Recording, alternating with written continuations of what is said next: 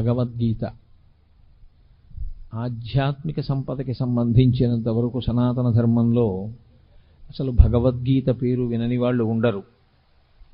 తెల్లవారి లేస్తే ప్రత్యేకించి న్యాయస్థానాల్లో మనం నిజమే చెప్తున్నాము అన్నప్పుడు భగవద్గీత మీద ఒట్టు పెట్టించడం అన్నది ఒక స్థితి. అంటే దాని యొక్క వైభవానికి, దాని మీద సనాతన ధర్మంలో ఉండేటటువంటి వ్యక్తులకు ఉన్న విశ్వాసానికి, నమ్మకానికి అది ప్రతీకగా నిలబడుతుంది. ప్రస్థానత్రయంలో ఒకటి భగవద్గీత. సాక్షాత్తు కృష్ణ భగవానుడే కురుక్షేత్ర యుద్ధ భూమి యందు అర్జునునకు బోధించినటువంటి సమస్త ఉపనిషత్ సారాంశము. అన్ని ఉపనిషత్తుల యొక్క సారము భగవద్గీత యందే ఉన్నది. సాక్షాత్తు ఈశ్వరుడైనటువంటి కృష్ణుడే జగద్గురువుగా నిలబడి వసుదేవసుతం దేవం కంసచాణూరమర్దనం దేవకీ పరమానందం కృష్ణం వందే జగద్గురుం. జగద్గురువైనటువంటి కృష్ణుడు. జగద్గురువైనటువంటి కృష్ణుడు అంటే ఆయన జగత్తును ఉద్దేశించి చెప్పలేదుగా భగవద్గీత. మరి జగద్గురువు అని ఎందుకు కీర్తింపబడ్డాడు అంటే ఒక దేశము ఒక కాలమునకు కట్టుబడేది కాకుండా ఆయన చేసినటువంటి బోధ ఏదైతే ఉందో అది యుగములు దాటిపోయినా సరే తరించాలనుకునే వాళ్ళందరూ ఎక్కవలసినటువంటి సోపానములన్నింటినీ కృష్ణ పరమాత్మ గురువుగా కూర్చుని ఆ రోజు చేసినటువంటి బోధ అర్జునుణ్ణి మిషగా పెట్టుకుని చెప్పినప్పటికీ అది జగత్తులో ఉన్న ఎవ్వరికి, ఏ ప్రాంతంలో ఉన్నవారైనా, ఏ కాలమునందున్నవారైనా అన్వయించుకుని దాన్ని ఆదర్శంగా ఆచరణాత్మకంగా స్వీకరించిన వారందరూ భగవద్గీత వలన మోక్షప్రాప్తిని పొందగలరు కనుక ఆయన జగద్గురువుగా నిలబడ్డారు. తరువాతి కాలంలో వచ్చిన జగద్గురు శబ్దానికి అర్థం కూడా అది. అందుకని కృష్ణం వందే జగద్గురుం అటువంటి మహానుభావుడు ఆ భగవద్గీతని బోధ చేసి ఉన్నారు. అయితే చిత్రమైనటువంటి విషయం, అర్జునుడితో కృష్ణ భగవానుడికి చాలా కాలం నుంచి సాన్నిహిత్యం ఉంది. కానీ ఆయన భగవద్గీత బోధ చెయ్యలేదు. కురుక్షేత్ర యుద్ధభూమి యందు మాత్రమే బోధ చేశారు. అసలు విచిత్రం ఏమిటంటే సనాతన ధర్మంలో అత్యంత ప్రముఖమైనటువంటివి ఏ ఉన్నాయో అవన్నీ కూడా కేవలం ఒక్క వ్యక్తికి మాత్రమే చెప్పబడ్డాయి. అనేక మందిని కూర్చోబెట్టి చెప్పినవి కావు. ఏవేవి చాలా గొప్పవని మనం అనుకుంటామో అవన్నీ ఒక్కరికే చెప్పారు. శ్రీరామాయణంలో సంక్షేప రామాయణాన్ని నారద మహర్షి వాల్మీకి ఒక్కరికే చెప్పారు. అలాగే ఆదిత్య హృదయాన్ని అగస్త్య మహర్షి రామచంద్రమూర్తికి ఒక్కరికే యుద్ధభూమిలో చెప్పారు. భాగవతాన్ని పరీక్షిత్తుకి ఒక్కడికే శుకబ్రహ్మ చెప్పారు. భగవద్గీతని కురుక్షేత్ర సంగ్రామ భూమి యందు అర్జునుడికి ఒక్కడికే కృష్ణ పరమాత్మ బోధ చేశారు. అది సరి అయినటువంటి సమయం ఆసన్నమైంది అనుకునేంత వరకు ఆయన బోధ చేయలేదు. ఇప్పుడు అర్జునుడు వినడానికి తగిన సమయాన్ని పొంది ఉన్నాడు అని ఆయన అనుకున్నప్పుడు మాత్రమే ఆ బోధ చేశారు.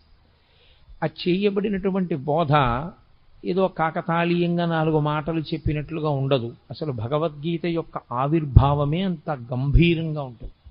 అసలు దాని ప్రారంభమే ఒక యోగంతో, అర్జున విషాద యోగంతో ప్రారంభమైంది.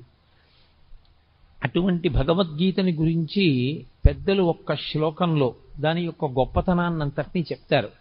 సర్వోపనిషదో గావః దోగ్ధా గోపాలనందన పార్థో వత్సః సుధీర్భోక్త దుగ్ధం గీతామృతం మహత్ అంటారు. అది సర్వోపనిషదో గావు. ఆవులు ఉపనిషత్తులు. ఉపనిషత్తులు ఆవులైతే ఉపనిషత్తులు ఉండేది వేదముల యొక్క చివర ఉంటాయి. వాటికి ఆ పేరు రావడం వెనకాతలే ఒక రహస్యం ఉంది. అసలు దాని పేరే ఉపనిషత్. ఉపనిషద్ అన్న మాటకి 2 అర్థాలు. ఒకటి, ఉపనయనం అయిన తర్వాత గాయత్రీ మంత్రం చెయ్యడానికి కావలసిన అధికారము సిద్ధించిన తరువాత గురువుగారికి దగ్గరగా కూర్చుని బ్రహ్మజ్ఞానమును పొందేటటువంటి అవకాశాన్ని బ్రహ్మచారి పొందితే ఉపనిషద్. పక్కన కూర్చున్నాడు, పక్కన కూర్చుని ఉప శబ్దము చేత దగ్గరగా కూర్చుని గురువుగారి దగ్గర వినడానికి కావలసిన యోగ్యతని పొందడం ఉపనిషదే. షద్ జీర్ణం అవడం, నా కానిది జీర్ణము కానిది లోకంలో బ్రహ్మం ఒక్కటే. జీర్ణము కానటువంటి బ్రహ్మమునకు దగ్గరగా గురువు గారు తన యొక్క బోధ చేత తీసుకుని వెళ్ళడం కూడా ఉపనిషత్. అందుకే ఉపనిషత్తులన్నీ కూడా గురు శిష్య సంవాదంగా ఉంటాయి తప్ప అవి అనేక మందికి చేసిన బోధలు కవు. యోగ్యుడైనటువంటి శిష్యుడు మాత్రమే గురువుగారి దగ్గర నేర్చుకుంటాడు. ఆ యోగ్యత శిష్యుడు పొందాడు అని నిర్ధారించవలసింది లోకంలో ఇంకెవ్వరూ కాదు, అది ఒక్క గురువుకు మాత్రమే ఉన్న అధికారం. ఇతను ఈ స్థితిని పొంది ఉన్నాడు, ఇప్పుడు నేను బోధ చెయ్యవచ్చు అని గురువు ఎప్పుడు నమ్ముతాడో అప్పుడు మాత్రమే ఉపనిషత్ సారాంశమును బోధ చేస్తారు, లేదా అసలు ఉపనిషత్తుని బోధ చేస్తారు. అటువంటిది సమస్త ఉపనిషత్తుల సారమైనటువంటి భగవద్గీతని బోధ చేయడానికి ఏదో యోగ్యతని చూడవలసి ఉంటుంది కృష్ణ పరమాత్మ. అంతేకాని ఏ యోగ్యతలు లేకుండా ఇక్కడ ఏదో అడిగాడు ఇక్కడ చెప్పేస్తే బాగుంటుందని చెప్పింది కాదు యుద్ధభూమిలో. అందుకే అది ఇంకొకరికి వినపడదు కూడా, ఒక్క అర్జునుడికే వినపడుతుంది. అది సర్వోపనిషదో గావో. ఆ ఆవులు ఉపనిషత్తులన్నీ ఆవులుగా వచ్చి నిలబడితే దోగ్ధ గోపాల నందన. నందన అన్న శబ్దం కొడుక్కి వేస్తారు సాధారణంగా, కొడుక్కి వేసే శబ్దం నందన. యశోదానందన, దేవకీనందన, అలా ఎవరికి నందనుడైతే వారికి ఆయన నందనుడు అంటే ఆనందమునిచ్చువాడు. గోపాలనందన అంటే తండ్రి శబ్దము చేత చెప్పబడినవాడు కాడు, గోపాలురందరికీ ఆనందమునిచ్చేవాడు. ఎవరా గోపాలురు అంటే ఆయన జన్మించినప్పుడు అంత సౌలభ్యంతో వచ్చింది కృష్ణావతారం. పుట్టినప్పుడు మాత్రం ఏదో ఎవ్వరికీ అందుబాటులో లేనటువంటి స్థితిలో జన్మించిన వాడు కాడు. అందరికీ అందుబాటులో ఉండడానికి ఎంతగా ఆచారనిష్ట తెలియని వాళ్ళు ఉంటారో అటువంటి వారి మధ్య పుట్టాడు. తలకడిగితే మొలకడగరు, మొలకడిగితే తలకడగరు, అంత ఆచారం తెలియనటువంటి గోపాల బాలుర మధ్య జన్మించాడు. అందుకే ఏ పాములిరుగక ఏ పారుమేటికి పశుల కాపరి ఇంట పాము కలిగి, ఏ కర్మయును లేక వెలయునొక్కడికిని జాతకర్మంబులు సంభవించి, ఏ తల్లి చనుబాలు ఎన్నడెరుగని ప్రోఢ తల్లి యశోదచనుల పాలు త్రవనిరిగి, ఏ హాని వృద్ధుల నిరుగని బ్రహ్మంబు పొదివిటిలో వృద్ధి పొందనుంది, ఏ చదువులనైన ఇట్టిట్టిదనరాని అర్థం అవయవములయందు అందముంది అని ఆ కృష్ణ పరమాత్మ యొక్క జన్మ విశేషం గురించి భాగవతంలో పోతన గారు అంటారు. అందరికీ అందుబాటులో ఉండేటటువంటి గోపాల బాలుడిగా గోపాల బాలుర మధ్య జన్మించాడు. వాళ్లతో కలిసి ఆడుకున్నాడు, వాళ్లతో కలిసి తిరిగాడు. నిజానికి ఆ వచ్చినటువంటి గోపాలురందరూ కూడా మహర్షులందరూ గోపాల బాలురుగా వచ్చారు. కాబట్టి దోగ్ధ గోపాలనందన, పాలు పిండేటటువంటి వాడు కృష్ణ పరమాత్మ. ఆ పాలు పిండడానికి దేంట్లోంచి ఆ పాలు వస్తాయో ఆ ఆవులు ఉపనిషత్తులు బ్రహ్మమును ప్రతిపాదన చేస్తాయి. ఉపనిషత్తుల యొక్క సారాంశమును చెప్పాలన్నా, ఉపనిషత్ చెప్పాలన్నా తాను ఒక స్థాయిని చేరుకున్నవాడైతే తప్ప చెప్పడానికి అర్హతని పొందడు. కృష్ణ పరమాత్మ జగదాచార్యుడు. అసలు ఆ మాటకొస్తే ప్రతిపాదింపబడవలసినటువంటి బ్రహ్మము ఏది ఉన్నదో అది తానే అయ్యున్నవాడు. బ్రహ్మమును ఎరుగుట చేత తాను బ్రహ్మమవుతాడు ఎవరైనా, బ్రహ్మవిద్ బ్రహ్మైవ భవతి అని. కానీ ఆయన బ్రహ్మవిద్ బ్రహ్మైవ భవతి కాడు, ఆయన స్వయముగా బ్రహ్మము, పరమేశ్వరుడు. అటువంటి కృష్ణుడే ఆచార్యుడయ్యాడు. గురువుకి బ్రహ్మమునకు తేడా చెప్పడం సనాతన ధర్మంలో ఉండదు. గురుర్బ్రహ్మ గురుర్విష్ణు గురుర్దేవో మహేశ్వర గురు సాక్షాత్ పరబ్రహ్మ తస్మై శ్రీ గురవై నమః. అటువంటి గురువయ్యాడు. కాబట్టి సర్వోపనిషదో గావో దోగ్ధ గోపాలనందన. ఏ శిష్యుడి యొక్క స్థాయిని బట్టి ఎలా మాట్లాడాలో ఎలా చెప్పాలో బాగా తెలుసున్నటువంటి కృష్ణ పరమాత్మ గురువుగా, ఆ పాలు ఉపనిషత్తుల యొక్క పాలు పిండేవాడిగా, అంటే సమస్త ఉపనిషత్తుల యొక్క సారమైన భగవద్గీతని బోధ చేసేటటువంటి వాడిగా ఆయన నిలబడ్డాడు. పార్థో వత్సః. ఆవు పాలివ్వాలి అంటే ఓ దూడ ఒకటి ఉండాలి తప్పకుండా. ఇప్పుడు ఆ దూడ ఏం చేయవలసి ఉంటుంది ఆవు పాలు విడిచిపెట్టడానికి? ఆవు పాలు తయారు చేసేటప్పుడు ఉండేటటువంటి ప్రక్రియ చిత్రంగా ఉంటుంది. అది గబగబా తినేస్తుంది.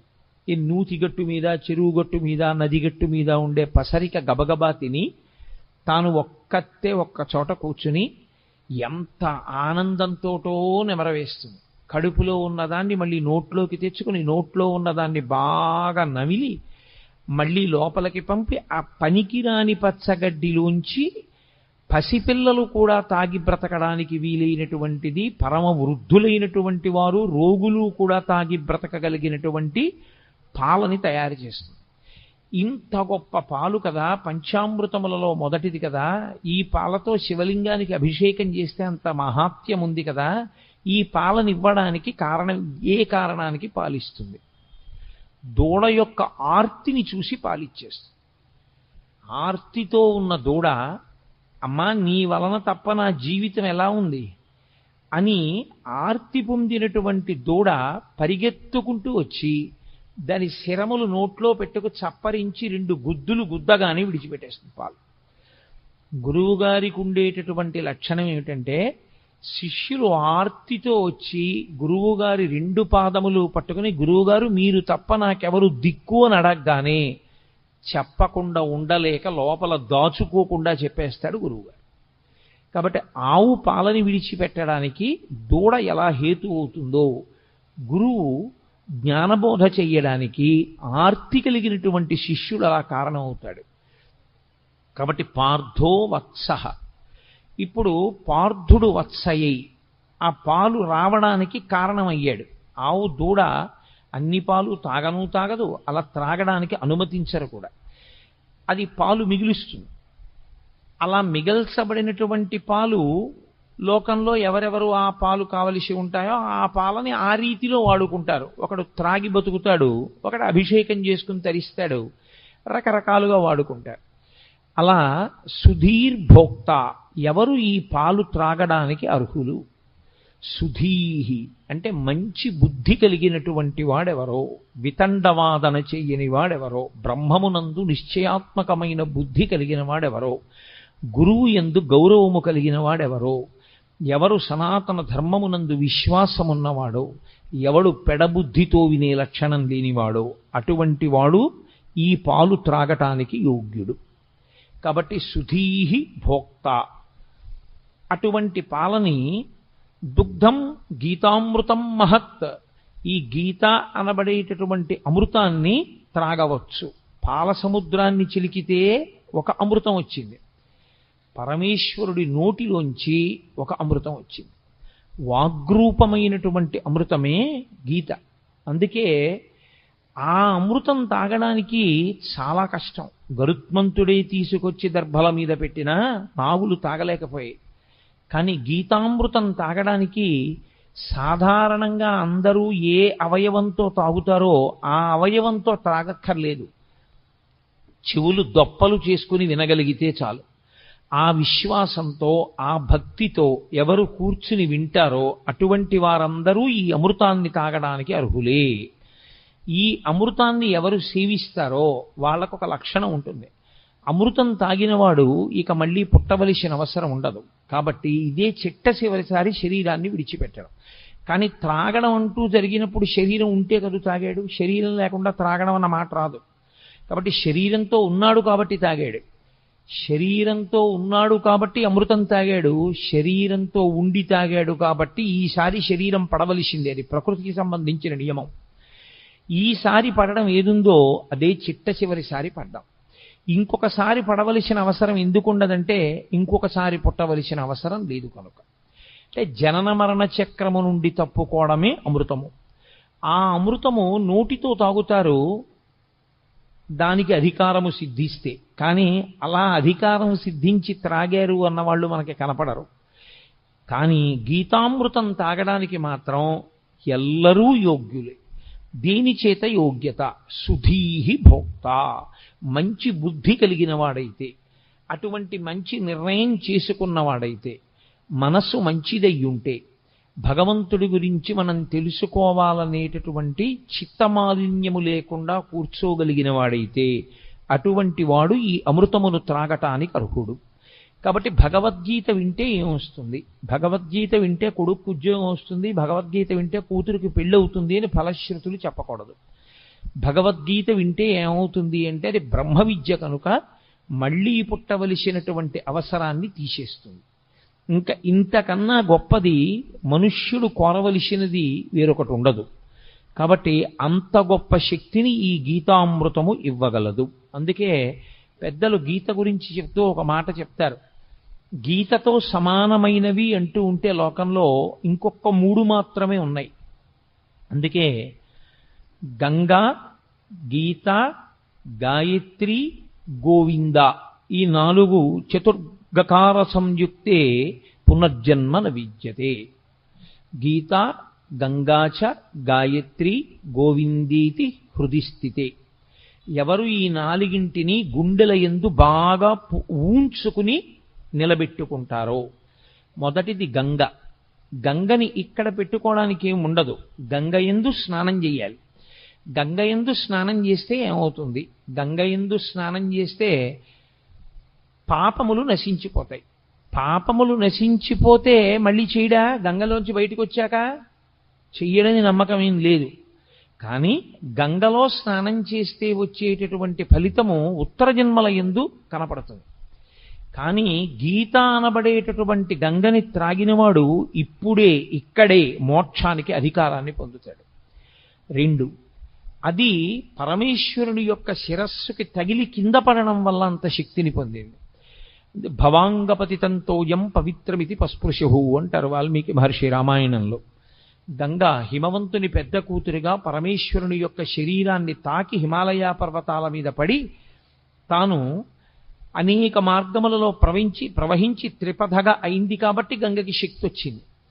ఈ గంగ సాక్షాత్తుగా పరమేశ్వరుడి నోటిలోంచి ఆవిర్భవించినటువంటి ఈ గంగ ఎప్పుడో ఏ జన్మలోనో ఫలితమిచ్చేది కాదు.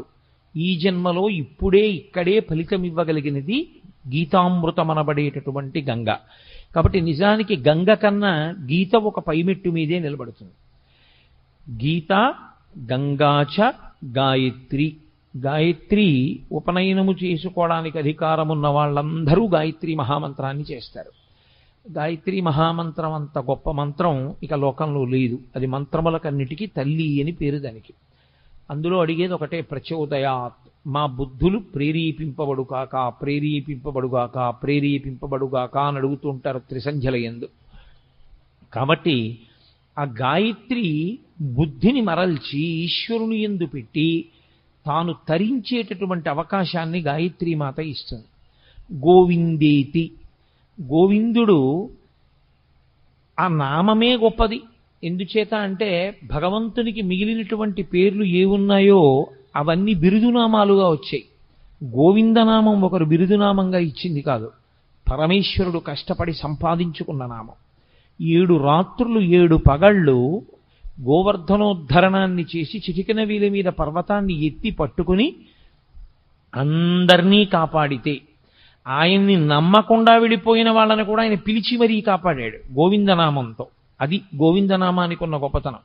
అంత సౌలభ్యంలో ఉన్న అవతారం. అందుకే గోవింద అంటే ఈశ్వరుడు ఉలిక్కి పడతాట. కారణం ఏమిటంటే నేను ఆ నామాన్ని సంపాదించుకున్నది నేనే కష్టపడి 7 రాత్రులు 7 పవళ్ళు పర్వతాన్ని ఎత్తి పట్టుకుని నన్ను నమ్మకుండా పక్కకి వెళ్ళిపోయినటువంటి వాళ్ళని కూడా పిలిచి, బాలుండీతడు కొండదొడ్డది మహాభారంబు సైరింపగా దాలండో ఎని దీని కింద నిలువంచింతింపగా బోలది శైలాంబోనిధి జంతు సంయుత ధరాచక్రంబుపై పడ్డ నాకేలల్లాడదు బంధులార నిలుడి క్రిందన్ ప్రమోదంబునన్ అంటాడు. మీరు బెంగపెట్టుకోకండి, ఈ కొండ కింద పడదు. సమస్త బ్రహ్మాండం వచ్చి కొండ మీద పడిపోయినా కొండ కింద పడకుండా పట్టుకుంటాను. కాబట్టి రండి రండి అని నమ్మకం లేని వాళ్ళని కూడా పిలిచి కొండ కింద నిలబెట్టి 7 రాత్రులు 7 పగళ్ళు మనుష్యులను ఆవులను దూడలను కాసినటువంటి కారణం చేత, కాపాడిన కారణం చేత పరమేశ్వరుడు సంపాదించుకున్నటువంటి నామము గోవిందనామము కాదు. గోవింద అంటే భూమిని కాపాడేవాడు, గోవింద అంటే వాక్కులకు అధిపతి అయినవాడు, గోవింద అంటే వాక్కును విస్తరించగలిగినటువంటి వాడు. వింద అన్న శబ్దానికి అర్థం తంతువుగా సాగడం. దూది పట్టుకుని ఇలా ఇలా ఇలా ఇలా ఇలా ఇలా తంతువు కింద తంతువులందు చేలమ విధంబున ఏ పరమేశమూర్తి ఎందింతయు ఒప్పు భంగి అంటారు పోతన గారు. పెద్ద పెద్ద దారాల కింద ఒక కండిలోంచి వెడితే దాన్ని తంతు అంటారు. తంతువు కింద విస్తరిల్లి లోపల పరబ్రహ్మము శబ్దము చేత ఆవిష్కరింపబడితే గోవిందా అంటారు. అంతర్బహిష్య తత్సర్వం వ్యాప్య నారాయణ స్థిత. నామరూపాత్మకంగా కనపడేటటువంటి జగత్తు కాదని దాని లోపల జీవుడిగా ఉన్నటువంటి బ్రహ్మం ఎవరున్నారో వాడిని గుర్తించడానికి నామరూపాలని ఆధారం చేసుకుని విశ్వమునందు విశ్వనాథుణ్ణి చూడగలిగినటువంటి ప్రజ్ఞాపాఠవములు పెరగగలిగిన స్థితికి గోవిందా అని పేరు. కాబట్టి ఆ గోవిందేతి హృదిస్థితే, ఎవరు ఈ నాలుగింటిని గుండెలలో పెట్టుకుంటారో, అంటే సంతతము ఈ నాలుగింటిని స్మరణ చేస్తూ ఉంటారో, అటువంటి వారందరూ కూడా పునర్జన్మ న విద్యతే, ఇక వాళ్ళు మళ్ళీ వేరొక శరీరాన్ని పొందవలసినటువంటి అవసరము ఉండదు. వాళ్ళు ఈ శరీరమే ఆఖరిసారి పడిపోవడం తప్ప వేరొకసారి శరీరము పడవలసిన అవసరం ఉండదంటే అసలు పుట్టనే పుట్టరు. అంత గొప్పవి ఈ నాలుగు. అంత గొప్పవైనటువంటి నాలుగులో ఒకటి గీత. ఈ గీత ఆవిర్భవించినటువంటి విధానం చాలా ఆశ్చర్యకరమైనటువంటి స్థితిలో ఆవిర్భవించింది. మీకు తెలుసు, మహాభారతంలో ఎంత కాదు అని పక్కకి తీసుకెళ్లడానికి ప్రయత్నం చేసిన ఈశ్వరుని యొక్క అవతార ప్రయోజనమే రాక్షస సంహారము కనుక, ధర్మమును నిలబెట్టడం కనుక కురుక్షేత్రంలో కురుపాండవులు కలుసుకోవడం యుద్ధం కోసం అనివార్యమైంది. తీరా ఇద్దరూ వచ్చి కలుసుకున్నారు. ఇక యుద్ధం ప్రారంభం అవ్వాలి. ధర్మరాజు గారు పెద్దలకి నమస్కారం చేయడానికి వెళ్ళాడు. అంతవరకు అందులో ధర్మదోషమేం లేదు. వాళ్ళు కలుసుకున్నది కూడా ఎక్కడ అంటే ధర్మక్షేత్రే కురుక్షేత్రే, ధర్మక్షేత్రమైన కురుక్షేత్రంలో కలుసుకున్నారు. వ్యాస భగవానుడు గీతామృతాన్ని ప్రారంభం చేస్తూనే ధర్మ శబ్దంతో ప్రారంభం చేస్తాడు. ధర్మ అంటే పట్టుకోవలసినది, పట్టుకోవడంలో వైక్లభ్యం వస్తే మిమ్మల్ని రక్షించనిది అని గుర్తు. నేను ఒక కుక్క నా మీదకి వస్తున్నప్పుడు నా చేతిలో ఉన్న కర్రని నేను జాగ్రత్తగా పట్టుకోవాలి. అసలు నేను కుక్కని చూసి వణికిపోవడంలో నా చేతి కర్ర జారిపోయింది అనుకోండి, అప్పుడు ఇక ఆ కర్ర నన్ను రక్షించదు.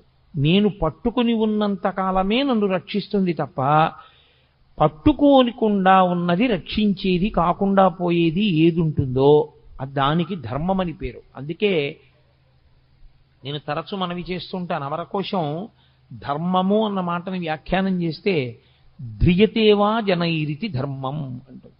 ఉపన్యాసాలు చెప్పడానికి పనికొచ్చేది కాదు ధర్మం అంటే, పుస్తకాల్లో చదువుకోవడానికి పనికొచ్చేది కాదు ధర్మం అంటే.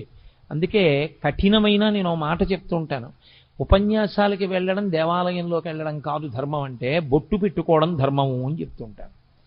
కాబట్టి ధర్మము అంటే ధ్రియతేవా జనైరితి ధర్మం, తాను అనుష్ఠించనిది తనని రక్షించదు. మీకెంత తెలుసు అన్నది మిమ్మల్ని ఎప్పుడూ రక్షించదు. వేదము ఏది చెప్పిందో అది మీరు పట్టుకోగలరా?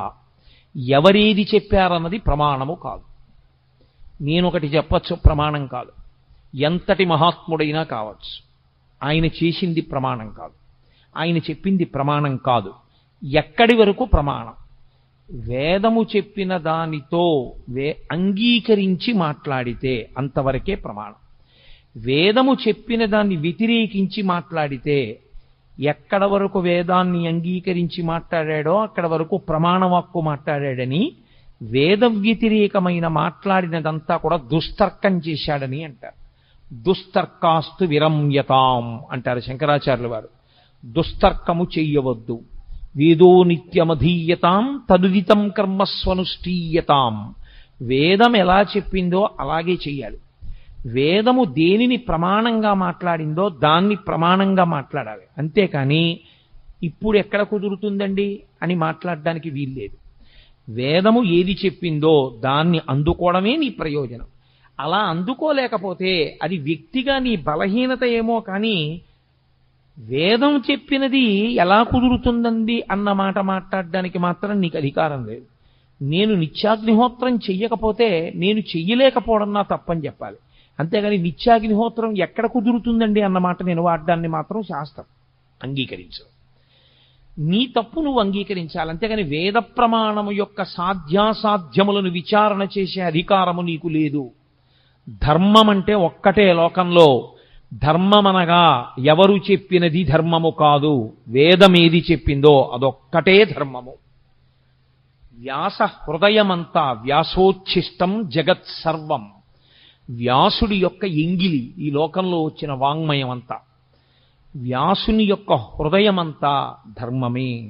ధర్మం ధర్మం ధర్మం. దానికోసమే ఆయన 18 పురాణములను ఇచ్చాడు, 4 వేదములను విభాగం చేశాడు, బ్రహ్మసూత్రములను ఇచ్చాడు. ఇన్ని ఇవ్వడానికి కారణం ధర్మాన్ని పట్టుకోండి.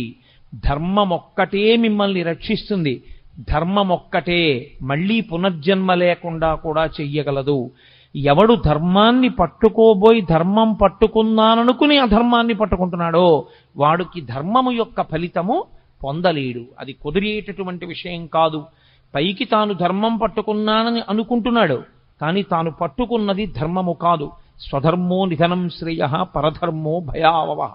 తనకి కాని ధర్మం పట్టుకున్నవాడు తాను తరించలేడు. కాబట్టి ధర్మమే ప్రాతిపదిక.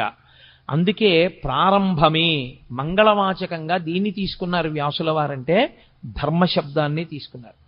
ధర్మక్షేత్రే కురుక్షేత్రే. కురుక్షేత్రమైనటువంటి ధర్మక్షేత్రంలో ఆ కురుపాండవులు ఇద్దరూ కూడా కలుసుకున్నారు. ఇక యుద్ధం ప్రారంభం అవ్వాలి. ఎవరి ధర్మం వారిది. లోకంలో ధర్మరాజు గారు ఎదురుగుండా కనపడినటువంటి పెద్దవాడు, వంశకర్త, మహానుభావుడు భీష్ముడు. భీష్మ ద్రోణాది మహాపురుషులకు నమస్కారం చేయడం కోసమని ధర్మరాజు గారు వెళ్ళారు. అర్జునుడు ఇరుపక్షముల మధ్యలో నిలబెట్టబడినటువంటి రథంలో నిలబడి ఉన్నాడు. కృష్ణ భగవానుడు అన్నాడు, అర్జున చూడొక్కసారి ఇరుపక్షములలో మొహరించిన సైన్యాన్ని చూడు. ఎందుచేత అర్జునుడే ప్రధానంగా రాక్షస సంహారము అంటే రాక్షసులే కురువీరుల వైపు ఉన్నారు, లేదా కురువీరులుగా ఉన్నారు. ఇప్పుడు వాళ్ళని సంహరించాలి. అందుకే అతనికి అంత శస్త్రాస్త్ర సంపదనంతటిని ఇప్పించాడు కృష్ణ పరమాత్మ. చూడవయా, ఒక్కసారి వాళ్ళతో యుద్ధం చేయాలి నువ్వు. అడుగో భీష్ముడు, అడుగో ద్రోణుడు, అడుగో కృపుడు, అడుగో శల్యుడు, అడుగో అశ్వత్థామ, అడుగో దుర్యోధనుడు, వరుసగా అందరినీ చూపించాడు. నిలబడినవాడు నిలబడినట్టు వెంటనే అర్జునుడు ఒక మాట అన్నాడు. అందుకనది అర్జున విషాద యోగమైంది. నకాంక్షే విజయం కృష్ణ నచ రాజ్యం సుఖానిచ కిన్నో రాజ్యేన గోవింద కిం భోగైర్జీవితేనవా. ఈ శ్లోకాలు అర్థం చేసుకోవడంలో వచ్చినటువంటి వైక్లభ్యంతో అక్కర్లేని వ్యాఖ్యానాలు చేస్తున్న వాళ్ళు ఉన్నారు లోకంలో. ఆయనకి కూడని ధర్మాన్ని ఆయన మాట్లాడాడు. ఆయన అన్నాడు, నకాంక్షే విజయం కృష్ణ. ఏమొస్తుంది ఇప్పుడు వీళ్ళందరినీ చంపేస్తే?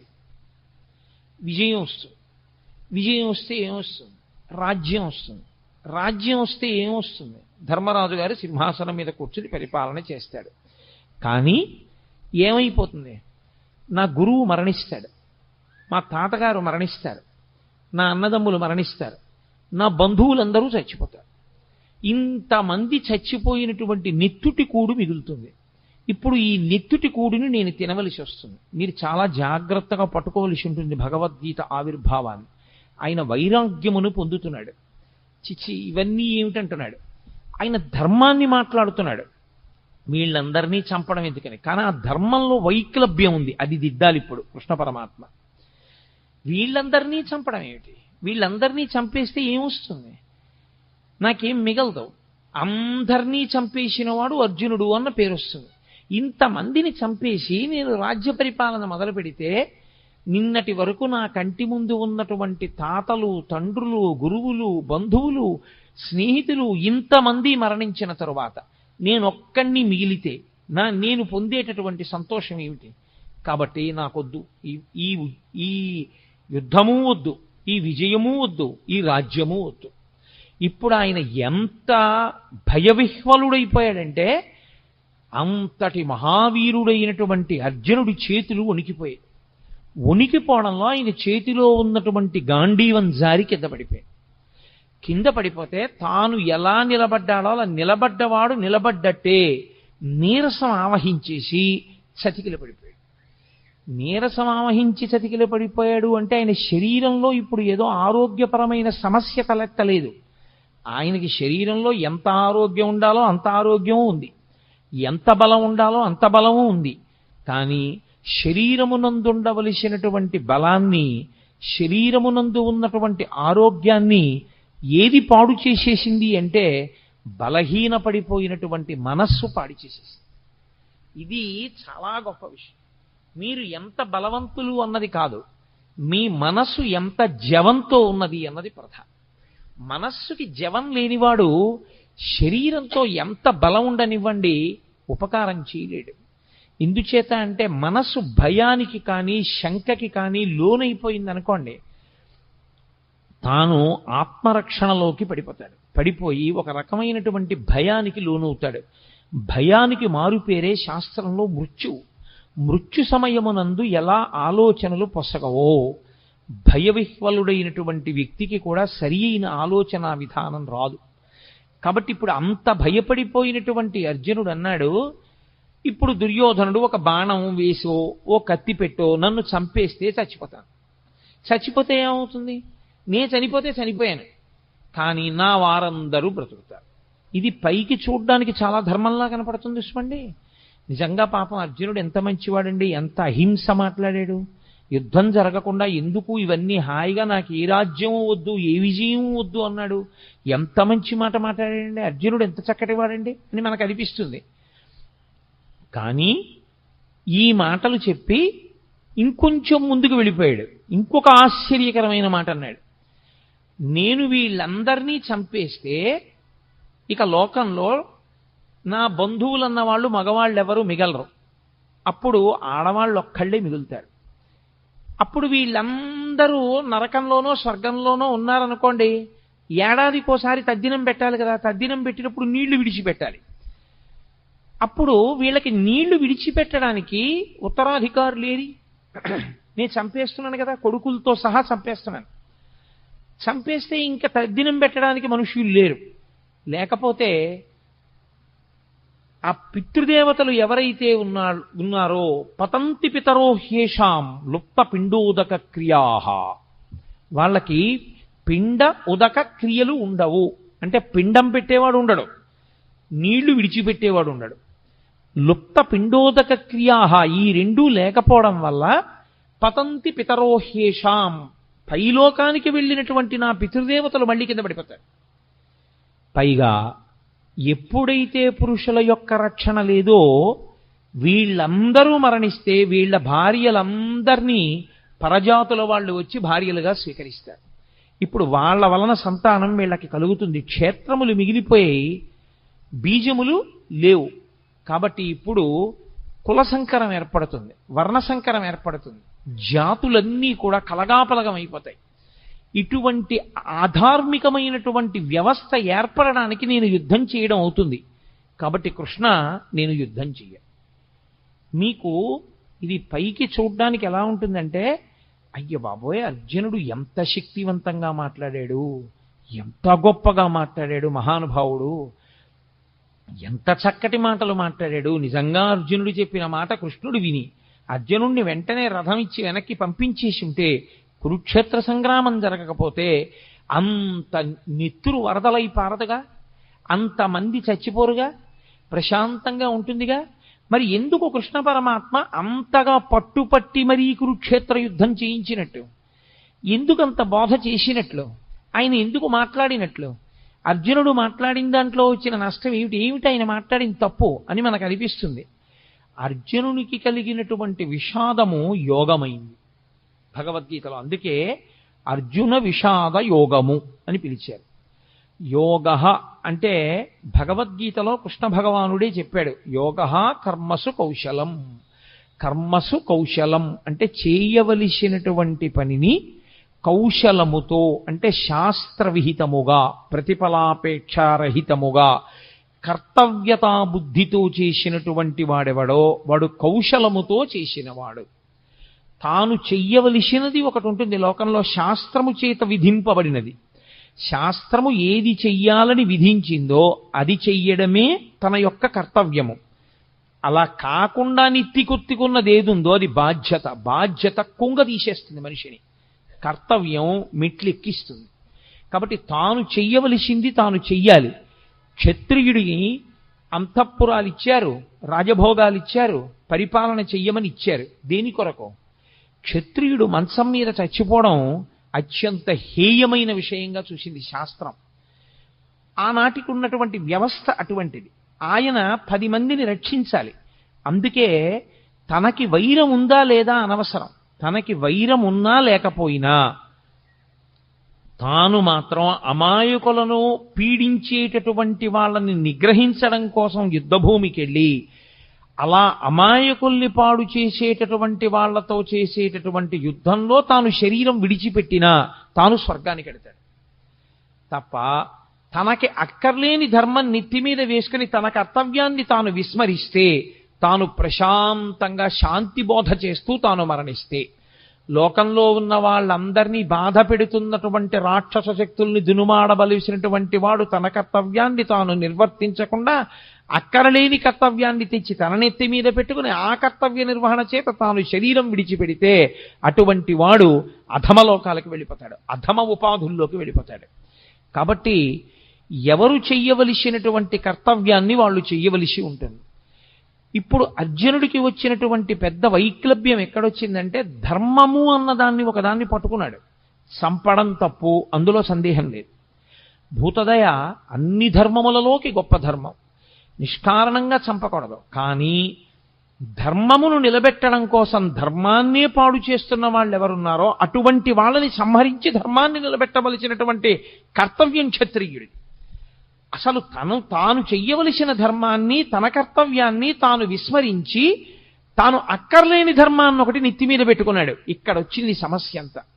అక్కరలేని వైరాగ్యాన్ని నెత్తి మీద పెట్టుకుని అక్కరలేని విషయాన్ని తాను అన్వయం చేసుకుని తాను చెయ్యవలసిన అవసరం లేని పని తాను చేస్తానని, తాను చెయ్యవలసిన పనిని తాను చెయ్యనని భీష్మించుకోవడం చేత తాను పాడవడమే కాకుండా ఇప్పుడు లోకంలో అధర్మం నిలబడకుండా చెయ్యవలసిన వాడు అలా చెయ్యకపోతే అధర్మము విచ్చలవిడిగా పెరిగిపోతుంది. కనుక తద్దోషము అర్జునుడికి రాకుండా మళ్లీ ధర్మాన్ని నిలబెట్టడానికి ధర్మం విషయంలో అతను ఎక్కడ పొరపాటు పడుతున్నాడో ఆ పొరపాటుని దిద్దవలసి ఉంటుంది.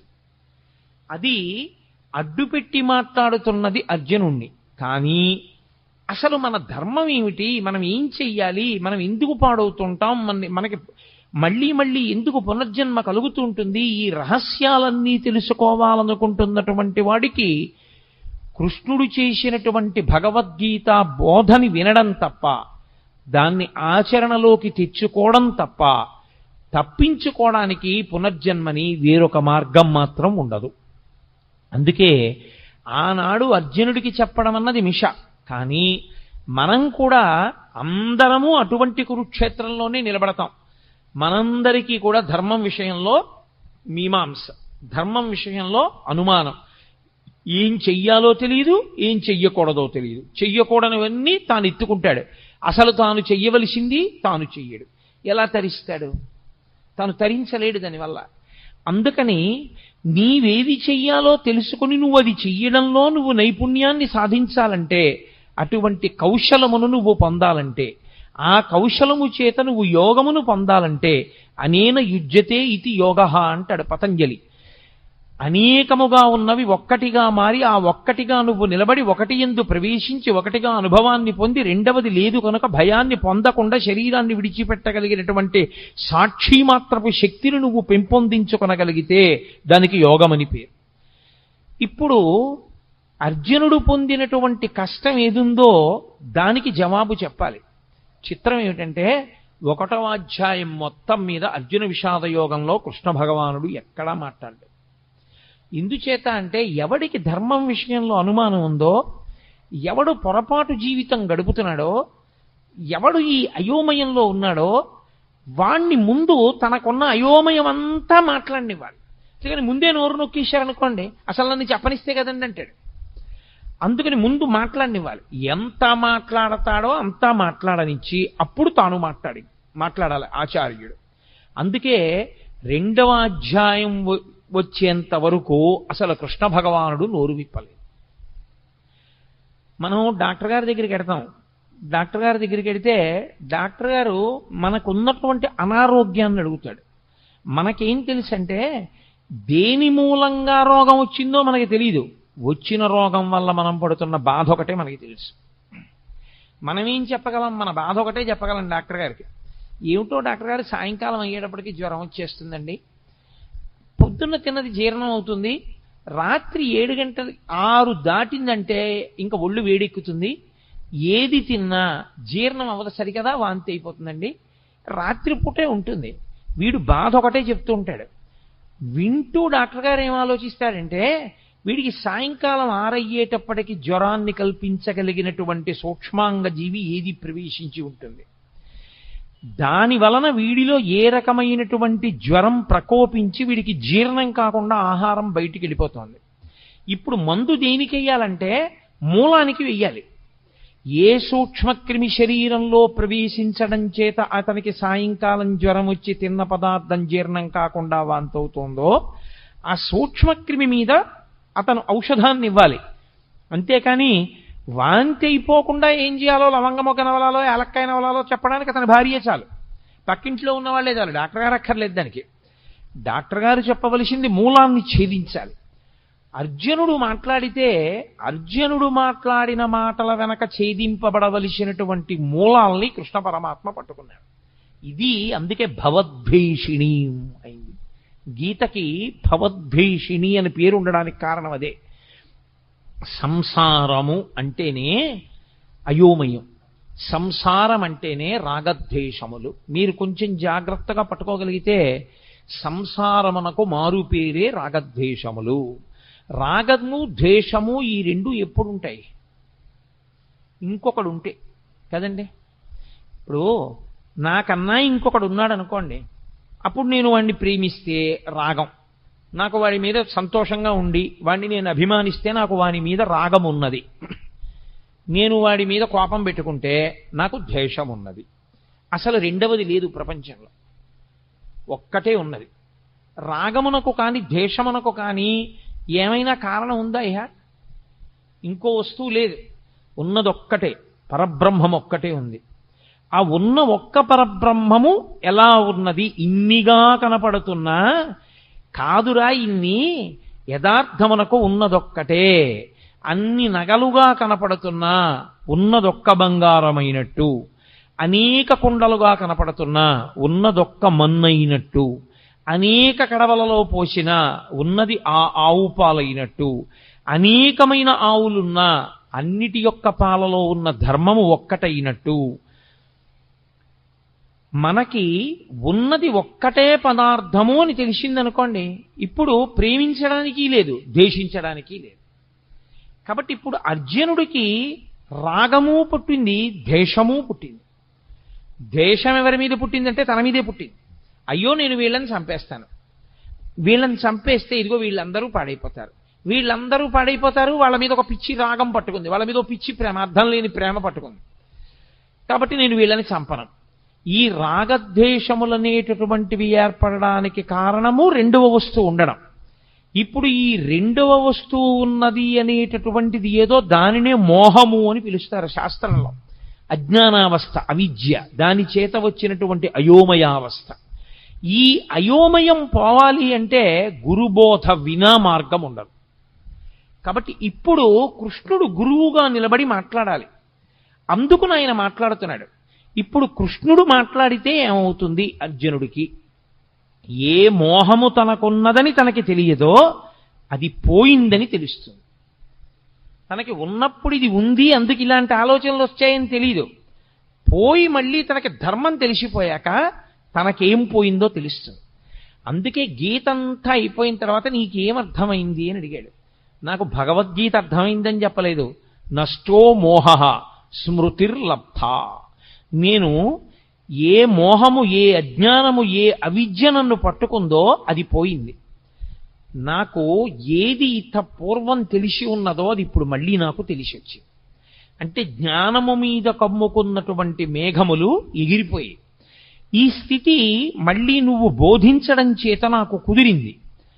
అందుకని ఇప్పుడు అర్జునుడు అవధి లేనటువంటి అజ్ఞానంతో మాట్లాడేశాడు. మాట్లాడి మాట్లాడి మాట్లాడి మాట్లాడి తనే పెంచేసుకున్నటువంటి బెంగ ఇదంతా. ఇది చాలా చిత్రమైనటువంటి లక్షణం. సాగిపోయినంత కాలం బాగుంటుంది. ఏదైనా ఒక సమస్య వచ్చేందనుకోండి, ఆ సమస్య వచ్చేటప్పటికీ తానుగా నిలబడి కర్మఫలాన్ని అనుభవించేసేయగలిగినటువంటి శక్తి అందరి యందు ఉండడం సాధ్యమయ్యే విషయం కాదు.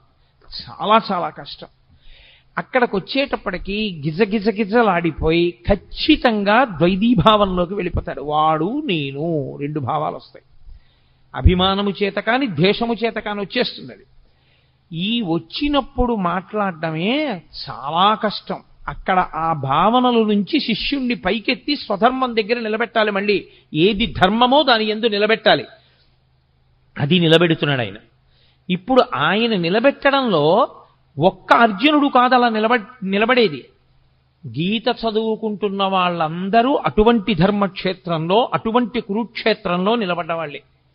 మనం అందరం కూడా రాగము ద్వేషము ప్రతి క్షణం.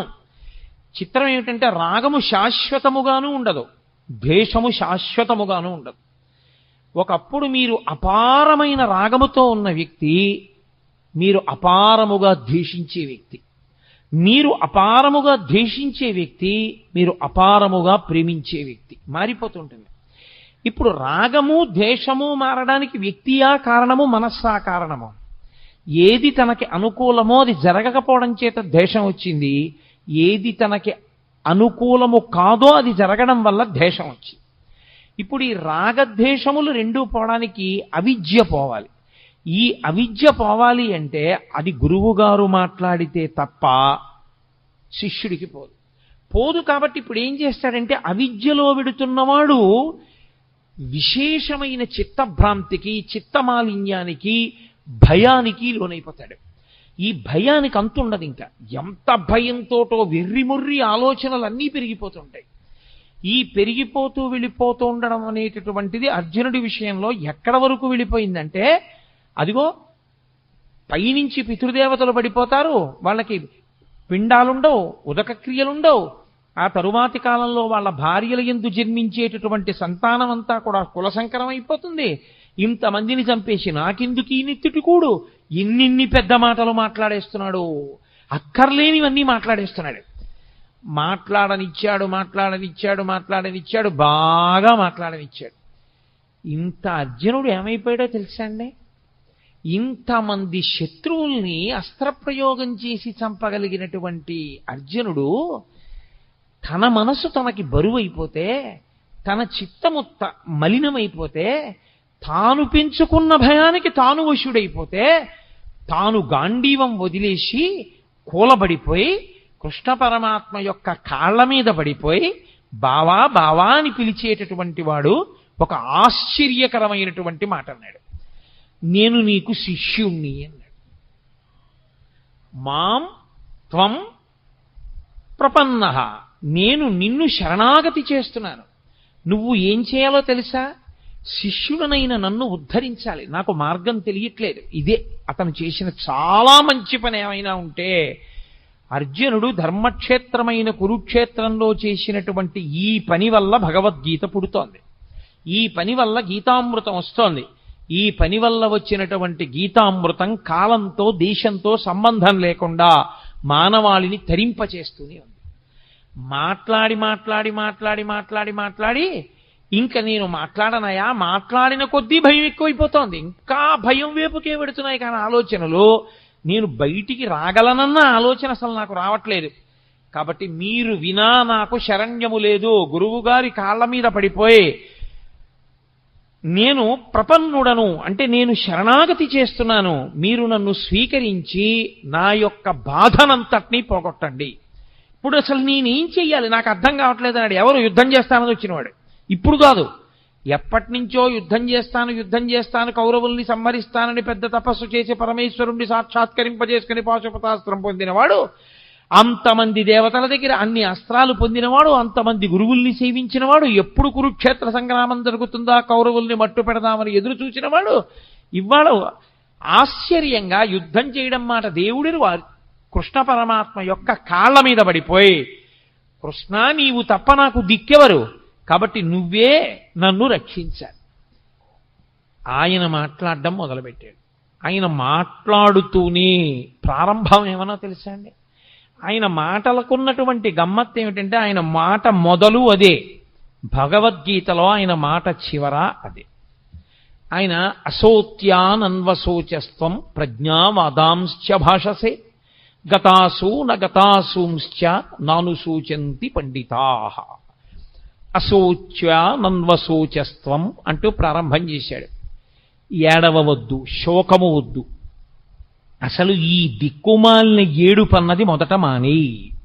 భగవద్గీత వింటే వచ్చేది ఏమిటి? ఏడవడం పోతుంది. భగవద్గీత ప్రారంభంలో కృష్ణ పరమాత్మ ఏ శ్లోకంతో ప్రారంభం చేశారో అదే శ్లోకంలో ఉన్న అదే తాత్పర్యంతో, అదే ధర్మంతో, అదే మాటతో భగవద్గీత పూర్తి. సర్వధర్మాన్ పరిత్యజ్య మామేకం శరణం వ్రజ అహం త్వా సర్వపాపేభ్యో మోక్షయిష్యామి మా శుచ. ఏడవవద్దు, శోకించవద్దు. అసలు శోకము తప్పు. శోకమన్న మాటకు అర్థం లేదు. శోకించడానికి కారణము లేదు. దేనికి శోకిస్తావు? దేనికి ఏడుస్తున్నావు నువ్వు? అసలు నువ్వు ఏడవడానికి కారణం ఏమిటి? పైగా ఏడిచేటప్పుడు ఎలా మాట్లాడుతున్నావు? అశోచ్యానంద్వశోచస్త్వం ప్రజ్ఞావాదాంశ్చ భాషసే. వాత పెట్టి మాట్లాడాడు. ఒక గురువు ఎలా మాట్లాడాలో అలా మాట్లాడాడు. ప్రజ్ఞావాదాంశ్చ భాషసే. 4 పుస్తకాలు జరిగితే మాట్లాడడం అనుకుంటున్నావా? లేకపోతే ఏదో నీ బుద్ధికి తోచింది మాట్లాడడం అనుకుంటున్నావా? ఏడు పెద్ద పెద్ద మాటలు మాట్లాడుతున్నావు. ధర్మం అంటున్నావు, యుద్ధం చేయనంటున్నావు, నేను చంపేస్తానంటున్నావు, నేను చంపేస్తే వీళ్ళు చచ్చిపోతారంటున్నావు, పతంతి పితరో హ్యేషాం లుప్త పిండోదక క్రియా అంటున్నావు, ఉత్తరగతుల గురించి మాట్లాడుతున్నావు, కుల సంకరం గురించి మాట్లాడుతున్నావు. ఏమిటివన్నీ? నువ్వు మాట్లాడగలిగిన మాటలు అనుకుంటున్నావా? నీకు తెలిసి మాట్లాడుతున్నాను అనుకుంటున్నావా? వీటికి ఏడవవలసిన వాడివి నువ్వనుకుంటున్నావా? అసలు ఏడవవలసిన అవసరం ఒకటి ఉందనుకుంటున్నావా లోకంలో? అశోచ్యానన్వశోచస్త్వం ప్రజ్ఞావాదాంశ్చ భాషసే గతాసూ నగతాసూంశ్చ నానుసూచంచి పండితాః. అసలు పండితుడైన వాడు ఏడవడు. తీర్పిస్తూ ప్రారంభం చేశాడు ఆయన. ఎవడు ఏడవడు? పండితుడు ఏడవడు. పండితుడు అంటే 4 పుస్తకాలు చదువుకున్నవాడు, 3 శ్లోకాలు బట్టి పట్టినవాడు కాడు. పండాహ అంటే ఆత్మజ్ఞానమున్నవాడు. అందుకే పోతన గారికి సహజ పండితుడని పేరు. ఆయన మహానుభావుడు. అందుకే శ్రీకైవల్య పదంబు చేరుటకునై చింతించదన్ లోకరక్షయికారంభకు భక్తపాలన కళా సంరంభకున్ దానవోద్రేక స్తంభకు కేళిలోల విలస దృగ్జాల సంభూత నానా కంజాత భవాండ కుంభకు మహానందాంగనాఢింబకున్నని చెప్పుకున్నాడు. శ్రీకైవల్య పదంబు చేరుటకునై పునరావృత్తిరహిత శాశ్వత శివ సాయుధ్య స్థితి కొరకు నేను భాగవతాన్ని ఆంధ్రీకరిస్తున్నానన్నాడు. కాబట్టి ఎవరు ఆత్మజ్ఞానము కలిగిన వారో వాళ్ళు అసలు ఏడవరు. ఏడవడానికి కారణం ఎందుకు? ఈ శరీరం పోతుందని ఏడుస్తున్నావా? మళ్ళీ వెంటనే శరీరం వస్తుంది. ఇది పడిపోగానే ఎంతోసేపు పట్టదు శరీరం రావడానికి. రవీంద్రనాథ్ ఠాగూర్ చెప్పినట్టు తల్లి ఒక స్తనం దగ్గర పిల్లవాడికి పాలిస్తున్నది, ఈ స్తనం నుంచి ఈ స్తనం దగ్గరికి పిల్లవాడిని మార్చుకోవడం ఎంతసేపు పడుతుందో జీవుడు ఒక శరీరాన్ని విడిచిపెట్టి ఇంకొక శరీరాన్ని పొందడానికి అంతే సమయం పడుతుంది. అదేం పెద్ద విశేషం కాదు. ఈ శరీరం పోతే ఇంకో శరీరం వస్తుంది. నీ దృష్టిలో ఏమిటి చంపేయడం అంటే? వాళ్ళందరి శరీరాలు పోతాయి, వాళ్ళు కనపడరు. నీ బుర్ర ఈ శరీరం పోతే ఇంకో శరీరం వస్తుంది. ఏమిటి చచ్చిపోతుంది? కాబట్టి శరీరమునకు చావు లేదు. ఈ శరీరం పడిపోతోందేమో ఇంకో శరీరం వస్తోంది. శరీరమునందు పంచభూతములే. పంచభూతములు లేని శరీరం ఇంకోటి లేదు. పృథివీ ఆపస్తేజో వాయు ఆకాశములే ఉండాలి ఇందులో ఉన్న. కాబట్టి వాళ్ళు ఏ శరీరంలో కొన్నా పంచభూతాలతోనే ఉంటారు. కాబట్టి ఈ రాజులు లేని రోజు లేదు, ఉన్నారు. ఆత్మ ఉండదంటావా? ఎప్పుడూ ఉన్నది ఆత్మ. మరి దేనికి ఏడుస్తున్నావు నువ్వు? అసలు నువ్వేమిటి పాండిత్యంతో పెద్ద ప్రజ్ఞావాదాంశ్చ భాషసే, నేను చాలా గొప్పవాడిని మాట్లాడేస్తున్నావు. వీళ్ళందరూ చచ్చిపోతారంటున్నావు, నేను చచ్చిపోతానంటున్నావు, వీళ్ళందరూ ఏమిటో పడిపోతారంటున్నావు. ఎవరు చచ్చిపోతారు? నేను మీతో మనవి చేశా, వైద్యుడు మూలానికి మందిచ్చినట్టు మూలానికి మందిస్తూ ప్రారంభం చేశాడు. అంత గంభీరంగా ఉంటుంది గురువు గారి కంఠం. అంటే గురువాణి అంటే సింహస్వప్నము. మిగిలిన పిట్టలు కుయ్యొచ్చు, కాకులు కుయ్యొచ్చు, పందులు అరవచ్చు, పిల్లులు అరవచ్చు అరణ్యంలో. ఏ జంతువు భయపడదు. సింహం బయటికి వచ్చి అరిచిన తరువాత అరవగలిగిన జంతువు ఉండదు, వెళ్ళిపోవలసిందే ఎక్కడికైనా తప్ప ఇక నిలబడవు. ఆచార్యుడు వచ్చి మాట్లాడిన తర్వాత మాట్లాడగలిగిన సమర్థత ఉన్నవాడు ఇంకొకడు ఉండడు. ఆచార్యులకు ఆచార్యుడు జగద్గురు అయినటువంటి శ్రీకృష్ణ భగవానుడు వచ్చి మాట్లాడిన తర్వాత ఇక మాట్లాడడానికి ఏముండదు. అందుకే అంత గంభీరంగా ప్రారంభం చేశాడు. అసోత్యానన్వశోచస్త్వం ప్రజ్ఞావాదాంశ్చ భాషసే గతాసూ నగతాసూంశ్చ నను సూచంతి పండితాహ. ఏడవరయా పండితులైనటువంటి వాళ్ళు ఏడవడానికి లేదసలు. అశోచ్యానన్వశోచస్త్వం, ఏడవడానికి కారణము లేదని తెలుసుకో. అంటే నేను మీతో మనవి చేశా, ఎక్కడికి వెళ్ళాడు? రాగము ద్వేషము ఈ రెండో పదార్థం ఉంటేనే. అసలు రెండవ పదార్థము లేదు, ఉన్నదొక్కటే. ఒకటే పదార్థమైనప్పుడు ఆ పదార్థమునకు రాగము లేదు ద్వేషము లేదు. ఏడుపెందుకు నీకు? దేనికి ఏడుస్తున్నావు? ఏ కారణానికి ఏడుస్తున్నావు? ఉలిక్కి పడ్డాడు ఇంత అర్జునుడు. అక్కడి నుంచి వెళ్ళిందండి భగవద్గీత. ఎన్ని ధర్మములు, ఎన్ని విషయములు, ఎన్ని గుణములు, ఎన్నిటిని బోధ చేశాడో. అందుకనది యోగమైంది. అర్జున విషాదము యోగం ఎందుకైందంటే ఆ విషాదము ధర్మ సంబంధమైనది. తనకి అక్కరలేని ధర్మాన్ని పట్టుకున్నా అయ్యో నేను వీళ్ళని చంపకూడదు అన్న ఒక మాటతో ప్రారంభం చేశాడు. కానీ ఆ అర్జునుడు చంపడం ఎంత ధర్మమో అలా చంపకపోతే ధర్మం ఎందుకు నిలబడదో, ధర్మము యొక్క స్వరూపం అంటే ఎలా ఉంటుందో అంత అద్భుతంగా మాట్లాడాడు కృష్ణ పరమాత్మ. అలా మాట్లాడితే వచ్చినటువంటి స్వరూపమే గీతాస్వరూపము. సరే, నేను చేసేది 7 రోజుల ప్రసంగాలే కాబట్టి విహంగ వీక్షణంగా గీత యొక్క వైభవాన్ని ఆవిష్కరించడానికి ఇవాళ ప్రారంభోపన్యాసంగా గీతావిర్భావం గురించి 4 మాటలు చెప్పాను. దీని తరువాత పిఠాపురం నుంచి వచ్చినటువంటి సర్వదేవతా భజన మండలి వారు, వాళ్ళు చాలా ఆర్తితో చాలా సంతోషంతో ఇక్కడికి వచ్చారు. వాళ్ళు చక్కటి భజన చేసేటటువంటి లక్షణం ఉన్నవారు. కాబట్టి దయచేసి మీ అందరూ అలాగే కూర్చునుంటే ఇప్పుడు ఆ భజన కార్యక్రమం ప్రారంభం అవుతుంది. మళ్ళీ రేపు సాయంకాలం 6:30 ఉపన్యాసాన్ని పునఃప్రారంభిస్తాను. మంగళాశాసనపరై మదాచార్య పురోగమై సర్వైశ్చ పూర్వైరాచార్యై సత్కృతాయాస్తు మంగళం. మంగళం కోసలేంద్రాయ మహనీయ గుణాత్మనే చక్రవర్తి తనూజాయ సర్వభౌమాయ మంగళం. ఉమాకాంతాయ కాంతాయ కామితార్థప్రదాయినే శ్రీగిరీశాయ దేవాయ మలినాథాయ మంగళం. కరచరణకృతం వా కర్మవాక్కాయజం వా శ్రవణనైనజం వా మానసం వాపరాధం విహితమవిహితం వా సర్వమేత్తక్షమస్వా శివ శివ కరుణాబ్ధే శ్రీమహాదేవ శంభో. సర్వం శ్రీ ఉమామహేశ్వర పరబ్రహ్మార్పణమస్తు. స్వస్తి.